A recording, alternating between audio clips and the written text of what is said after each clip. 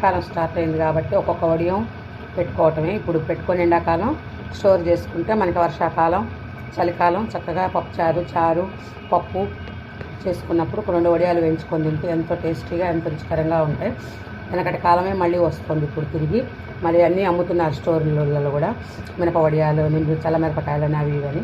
చూడండి, నేనైతే పొట్టుపప్పు తీసుకొచ్చి కేజీ పొట్టుపప్పు చక్కగా నానేసుకొని రాత్రిపూట పొద్దున్నే శుభ్రంగా కడిగి వెట్ గ్రైండర్లో వేసాను.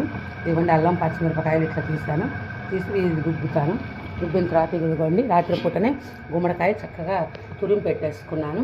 ఇప్పుడు ఈ తురిమింది ఈ మినప్పిండి అన్నీ కలిపి పచ్చిమిరపకాయల పేస్టు, జీలకర్ర, ఇంగువ, ఉప్పు, పసుపు అన్నీ వేసి చక్కగా కలిపి వడియాల్లాగా పెడతాను.